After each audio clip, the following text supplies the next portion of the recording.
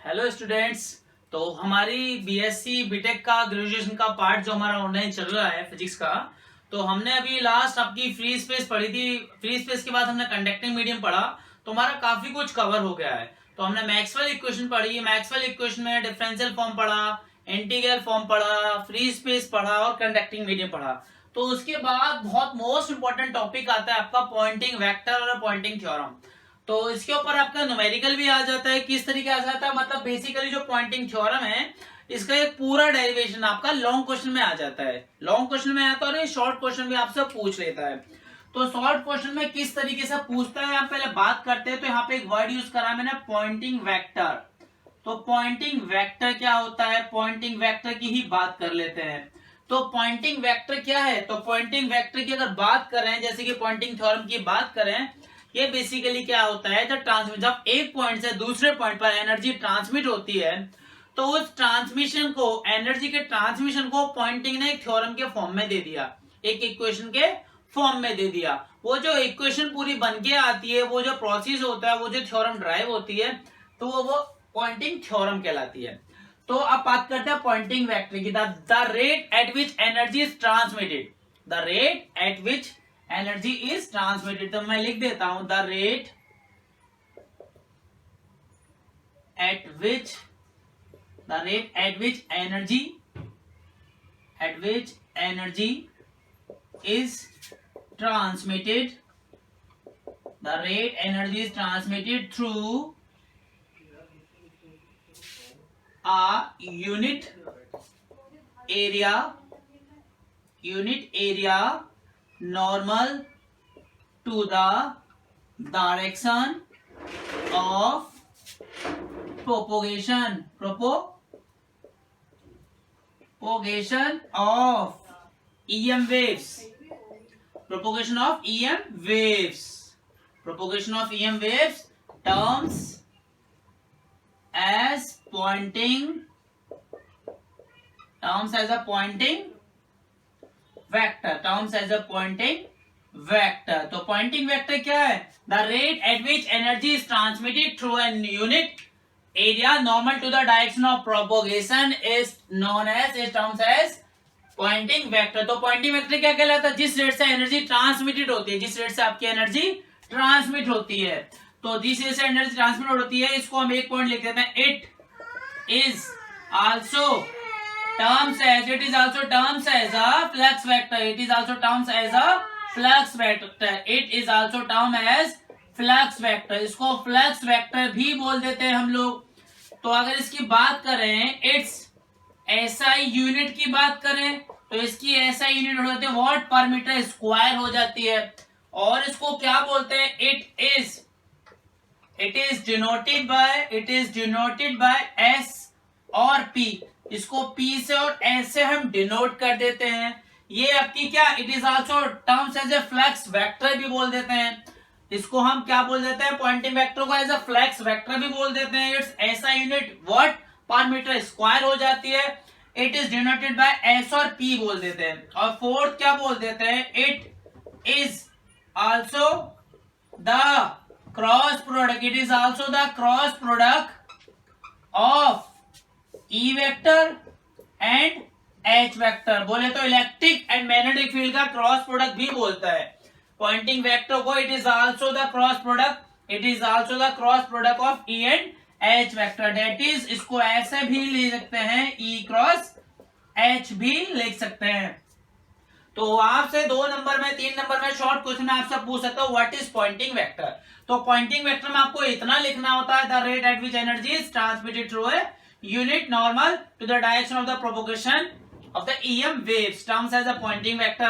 ऐसा यूनिट इसकी वॉट पर मीटर स्क्वायर होगा। it is also called as a flux vector denoted by S और P and it is also the cross product of E and H vector। तो आपसे अगर Poynting vector पूछे, आप कितना उसमें लिख देंगे, आपको फुल मार्क्स मिल जाएंगे। और आपसे अगर पूछेगा स्टेटमेंट ऑफ पॉइंटिंग थ्योरम, आपसे स्टेटमेंट ऑफ पॉइंटिंग थ्योरम भी पूछ सकता है। तो आप इसको पॉज करके लिख लेना, इसको हम अब रफ कर देते हैं। क्योंकि जब भी आपसे पॉइंटिंग वेक्टर पूछेगा, पॉइंटिंग थ्योरम पूछेगा, तो आपको ये पूरा कंप्लीट लिखना पड़ेगा, पूरा कंप्लीट लिखना पड़ेगा। अब बात करते हैं पॉइंटिंग थ्योरम, जो हम लिख लेते हैं पॉइंटिंग थ्योरम, क्योंकि पॉइंटिंग थ्योरम का स्टेटमेंट भी पूछता है आपसे। Poynting theorem statement, what is the statement of Poynting theorem. तो स्टेटमेंट में अगर आपसे बात करें तो ये क्या है, ये बेसिकली है एनर्जी को ट्रांसमिट करने की बात करता है। व्हेन हम बात करते हैं इसमें सीधे सीधा, when EM wave propagates from one, when EM wave propagates in a medium, when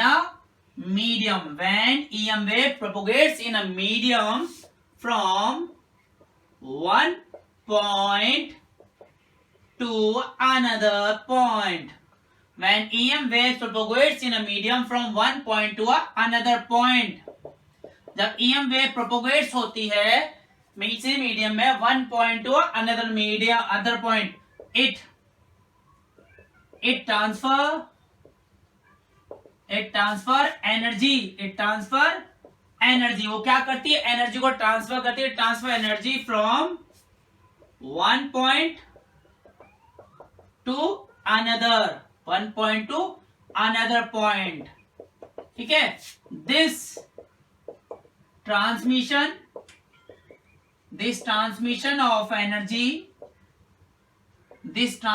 of energy was given by first pointing in the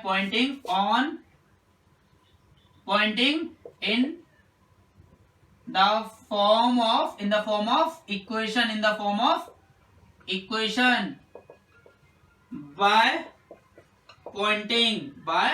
pointing terms as a pointing theorem, तो ये पॉइंटिंग थ्योरम क्या करती है, basically क्या है, ये transmission of energy है। ये क्या है, basically transmission of energy. When EM waves propagates in a medium from one point to another, it transfer energy from one point to another point. This transmission of energy was given by first pointing in the form of equation, by pointing terms as a pointing theorem। तो statement भी आपसे 2 number में पूछ सकता है। तो इतना आपको क्या, ये शॉर्ट क्वेश्चन में आपसे पूछ सकता है कि व्हाट इज पॉइंटिंग वेक्टर और व्हाट इज पॉइंटिंग थ्योरम। अब इसके बाद आता है डेरिवेशन, पूरा डेरिवेशन। और जब आप इसका डेरिवेशन करेंगे तो आपको मैक्सवेल की इक्वेशन पता होनी चाहिए, तो अब हम इसके बाद इसमें क्या करेंगे, इसका पूरा डेरिवेशन भी करेंगे। तो आपसे ये अगर 2 मार्क्स में पूछता है, व्हाट इज पॉइंटिंग थ्योरम पूछता है, व्हाट इज पॉइंटिंग वेक्टर पूछता है, तो आप इतना उसमें लिखकर छोड़ देंगे। और जब आपसे लॉन्ग क्वेश्चन के लिए पूछेगा तो आपको पूरी पॉइंटिंग थ्योरम को डिराइव करना पड़ेगा। आई होप पॉइंटिंग थ्योरम और पॉइंटिंग वेक्टर आपको क्लियर हो गया होगा। अब हम आगे चलते हैं, जिसमें हम पढ़ेंगे नेक्स्ट में पार्ट में हम पॉइंटिंग थ्योरम को डिराइव कैसे करते हैं, ठीक है।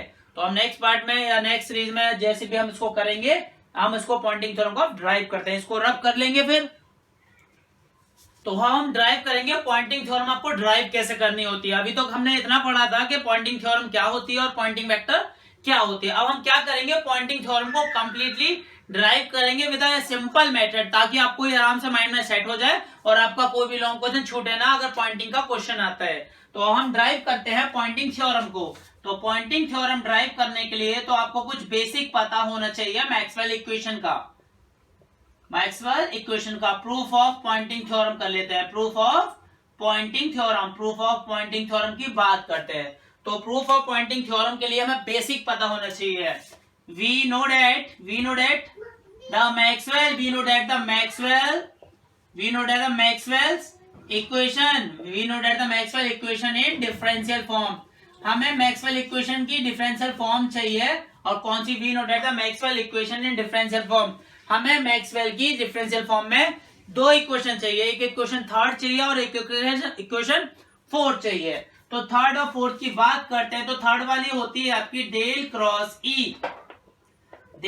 ई इक्वल्स टू आपके पास minus del B over del T, आपकी थर्ड इक्वेशन होती है मैक्सवेल की डिफरेंशियल फॉर्म में। और फोर्थ वाली होती है आपकी del cross H, that is del cross H equals to J plus del D over del T. तो ये इक्वेशन आपको याद होगी, तभी आप इसको पॉइंटिंग को ड्राइव कर पाओगे।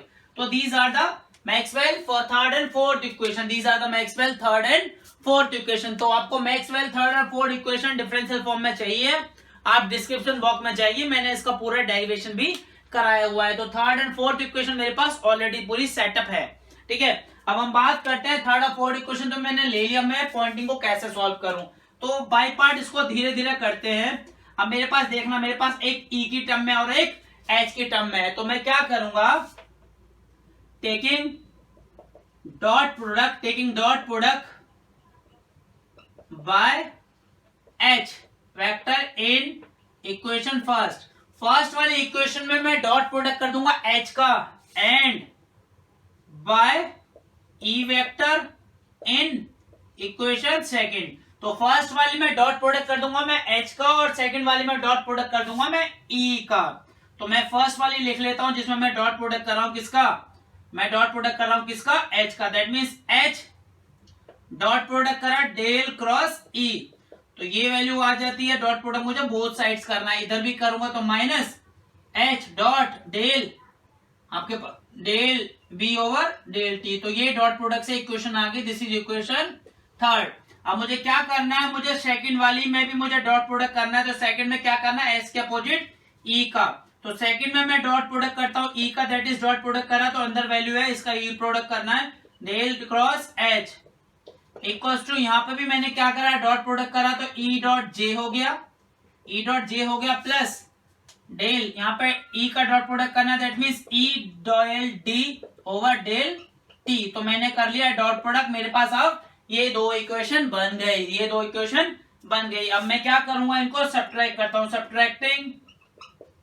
Subtracting third fourth. अब इन दोनों को मैं सब्ट्रैक्ट करूंगा, तो सब्ट्रैक्ट करता हूं मैं, इधर इसको लिख लेता हूं ताकि आपको इजी हो जाए, क्योंकि यहाँ पे फिर मुझे आगे जाना पड़ेगा। मैं इसको अब सब्ट्रैक्ट करता हूं, दैट मीन्स सब्ट्रैक्ट करा H vector dot del cross E. By part धीरे धीरे पॉज करके देखना, इसमें आपको कोई डाउट नहीं होगा। इसमें से इसको माइनस कर रहे हैं, माइनस ई वेक्टर ब्रैकेट में डेल क्रॉस एच, ब्रैकेट में डेल क्रॉस एच आ गया, इक्वल्स टू ये वाला minus minus H vector del B over del T minus. अब माइनस करना मुझे इसको, तो माइनस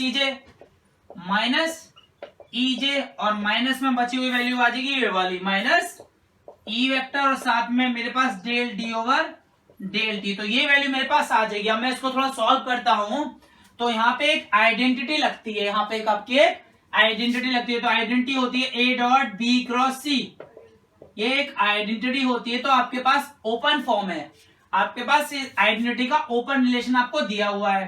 तो मैं इसको लिखता हूं आइडेंटिटी, तो सी ए क्रॉस बी माइनस बी ए क्रॉस सी। तो ये आइडेंटिटी होती है और आपको ये याद होनी चाहिए। ये आइडेंटिटी पता होगी तो आप इसको आराम से सॉल्व कर सकते हो। कैसे सॉल्व कर सकते हो, अब आपके पास क्या, ये ओपन रिलेशन दे दिया है, ये वाला आपको ये रिलेशन दे दिया है, तो इस आइडेंटिटी का रिवर्स रिलेशन ये होता है।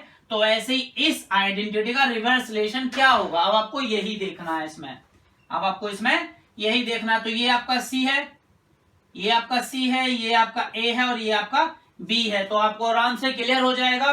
तो इसका रिवर्ट में आप देखो, सबसे पहले क्या आएगा ए, तो ए में क्या है आपका डेल, फिर ब्रैकेट में आपके पास क्या बी, बी क्या है आपके पास ई क्रॉस, फिर क्या है सी, सी क्या है आपके पास एच। तो ये हमारा रिलेशन बन गया, ये इक्वेशन कन्वर्ट होकर आइडेंटिटी से ये आ गई। अब देखो ये वाला और ये वाला नीचे वाली वैल्यू, ये वाली और नीचे वाली, इन दोनों में से मैं माइनस कॉमन ले लेता हूं, तो मेरे पास वैल्यू होगी माइनस, और इनको एक साथ लिख देता हूं H vector dot del B over del T plus E vector dot del D over del T minus EJ,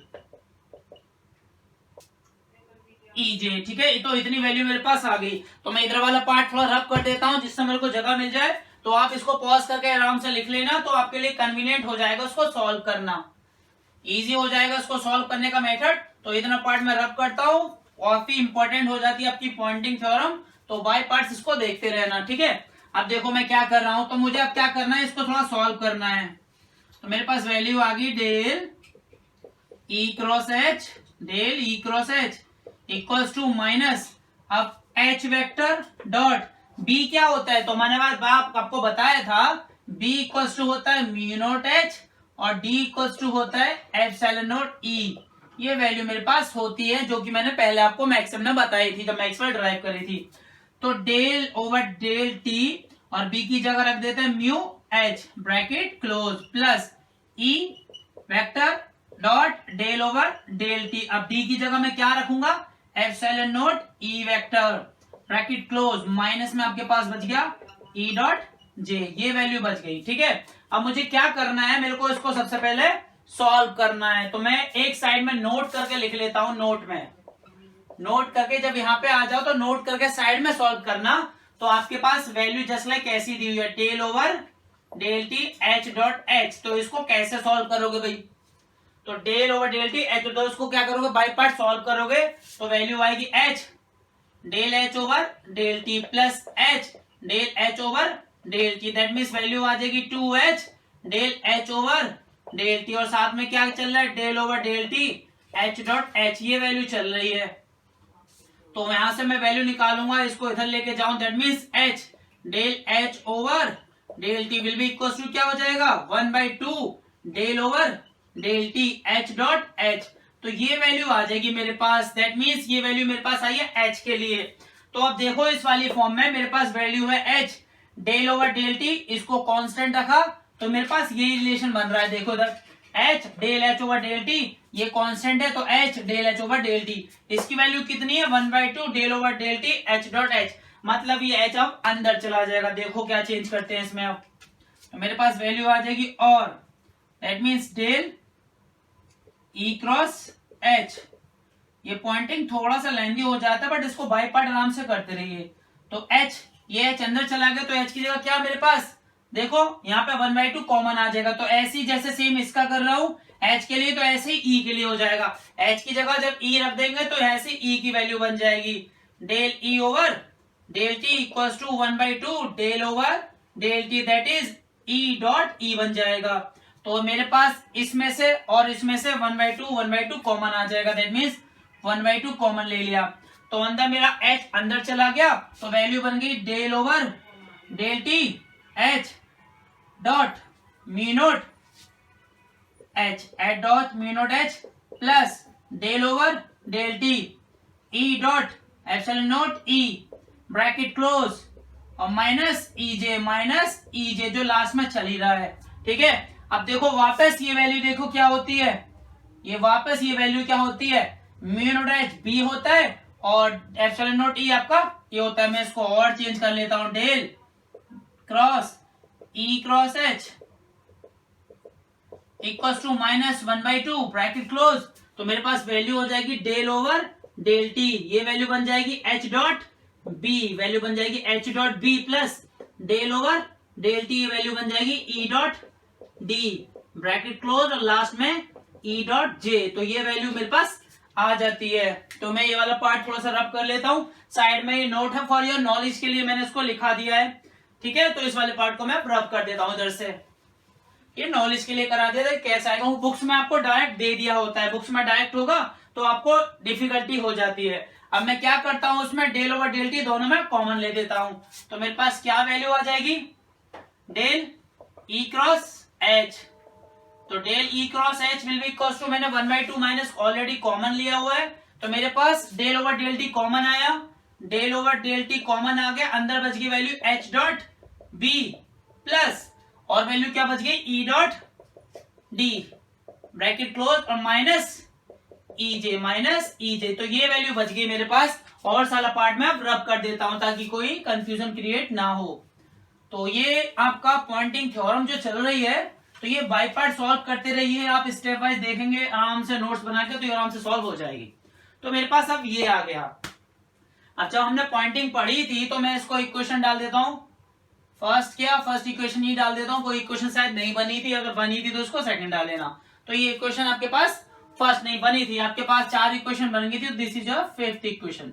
4 बनी थी तो आपकी 5th इक्वेशन बन जाती है। अब क्या करना है, टेकिंग सबसे पहले क्या लेता हूं मैं, taking volume integral both side, taking volume integral both side. तो सबसे पहले मैं क्या करूंगा, वॉल्यूम इंटीग्रल ले दूंगा both sides of equation fifth. Equation fifth के बोथ साइड में क्या करूंगा, volume integral. That means volume integral बोले तो v, volume integral del E cross H. तो वॉल्यूम इंटीग्रल की बात करी तो dv, वॉल्यूम इंटीग्रल ले दिया मैंने, equals to -1/2 del over del T. Volume integral लेना है v, that means h dot b plus e dot d और bracket close, that is dv minus volume integral e dot j और साथ में dv। तो ये इक्वेशन बन जाती है मेरे पास। आप देखो तीनों साइड मेरे पास क्या है, वॉल्यूम इंटीग्रल है, तीनों साइड मेरे पास वॉल्यूम इंटीग्रल है। तो अब इसको मैं इक्वेशन 6 डाल देता हूं। 6 इक्वेशन डालने के बाद तो मैं यहां पे लगाऊंगा गॉस डाइवर्जेंस थ्योरम यूजिंग, जैसे मैं एक्सपेरिमेंट में मैंने कहा था, using Gauss divergence theorem, divergence theorem in LHS, in LHS of 6th equation. Equation 6 के लेफ्ट हैंड साइड में मैं लगाऊंगा आपकी Gauss divergence theorem.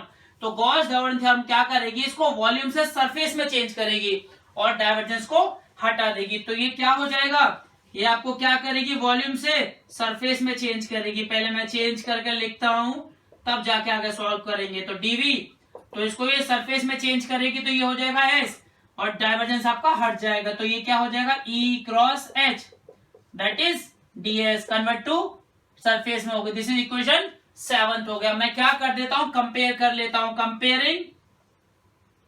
Comparing 7th and 6th। तो देखो इक्वेशन क्या आ जाती है, तो इक्वेशन आ जाएगी मेरे पास surface integral e cross h that is ds equals to -1/2 del over del T integral volume integral, अंदर बचा मेरे पास h dot B plus e dot D. Step wise समझते रहिए, इसमें कोई दिक्कत नहीं होगी। माइनस इधर वैल्यू बची volume integral e dot j, क्योंकि लेंदी है ये थोड़ा सा, तो इसमें थोड़ा सा डाउट होते हैं, स्टेप वाइज ही तभी क्लियर हो पाएगा। तो ये जो इक्वेशन आई है ये आपकी लास्ट इक्वेशन है। इसके बाद थोड़े से इसमें चेंजेस होंगे, वो मैं करता हूं। तो इसको इक्वेशन को डाल देता हूं, this is your equation 8, this is your equation 8। तो मैं ऊपर वाला पार्ट थोड़ा रब कर देता हूं, क्योंकि मुझे अब स्पेस की जरूरत है। तो ये वाला पार्ट हमने रब कर दिया। तो इसको पॉज करके आराम से लिखना ताकि आपको कोई कंफ्यूजन ना हो। तो अब हम क्या करते हैं, 8 को रीअरेंजिंग इक्वेशन 8। तो मैं इक्वेशन 8 को रीअरेंज करता हूं, इस वाले पार्ट को लास्ट में ले जाता हूं और इस वाले पार्ट को फ्रंट फुट पे लेके आता हूं। दैट मींस इसको मैं फ्रंट पे ले आऊंगा जो मेरे लास्ट में था, that is e dot J आपका फर्स्ट फ्रंट में आ गया, that is dv equals to, मेरे पास इक्वेशन ये लास्ट में चली जाएगी, -1/2 del over del T bracket close volume integral that is h dot B plus e dot D bracket close dv। अब ये लास्ट सब फ्रंट में चला गया, फ्रंट का लास्ट में आ गया, minus surface integral e cross h और लास्ट में आपके पास क्या हो गया, ds। तो मेरे पास ये इक्वेशन बन जाती है और यही आपकी क्या है, this is your Poynting theorem, this is your Poynting theorem. अब इसके बाद इसका फिजिकल सिग्निफिकेंस भी पूछ लिया जाता है, what is the physical significance of Poynting theorem. तो मैं इसको क्या करता हूं, सबसे पहले तो क्या, दिस इज पॉइंटिंग थ्योरम, ये आपकी पॉइंटिंग थ्योरम है, दिस इज पॉइंटिंग थ्योरम। अब पेपर में आपसे इसका फिजिकल सिग्निफिकेंस भी पूछेगा, तो उसके लिए क्या करता हूं, इसको इक्वेशन फर्स्ट डाला, इसको सेकंड डाला और इसको थर्ड डाला, क्योंकि आपसे पेपर में पूछेगा what is the physical significance, physical significance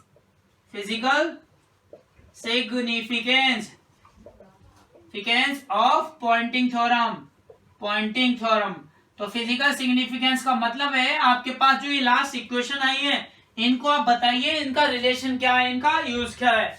तो मैं सबसे पहले इसकी बात करता हूं, this is your case first, ये आपका फेस फर्स्ट है, इसको बताएंगे, फिर आपका केस सेकंड है और फिर आपका केस थर्ड है। अब इन तीनों केस को भी थोड़ा सा पढ़ लेते हैं। तो मैं पहले केस की बात करता हूं। तो मैंने इनके फिजिकल सिग्निफिकेंस लिख लिए हैं, तो फिजिकल सिग्निफिकेंस की बात कर लेते हैं। तो केस फर्स्ट, केस सेकंड और केस थर्ड मैंने दिया है। तो ये जो फर्स्ट टर्म है, ये जो फर्स्ट टर्म है, तो मैंने इसके लिए लिखा है इक्वेशन 9। तो ये मेरी इक्वेशन 9 है, इसमें मैंने लिखा है in equation 9 the first term represent the transfer of energy due to the motion of charge. तो जो फर्स्ट टर्म है, तो फर्स्ट टर्म क्या रिप्रेजेंट कर रही है? रिप्रेजेंट कर रही है पर transfer of energy. First term represent कर रही है पर transfer of energy due to the motion of charge. Second term की बात करें तो सेकंड टर्म को मैंने लिखा हुआ है इन इक्वेशन 9 में, second term represent the rate of decrease of energy.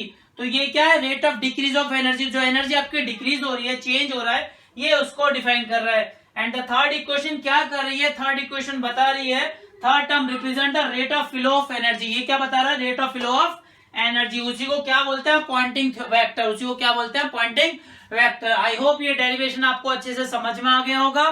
कहीं भी कोई डाउट है मुझे डिस्क्रिप्शन बॉक्स में देखकर कमेंट बॉक्स में मैसेज करें। वीडियो अगर अच्छे से समझ में आ गई है तो लाइक एंड सब्सक्राइब करें। तो आज के लिए पॉइंटिंग वेक्टर चैप्टर क्लियर है।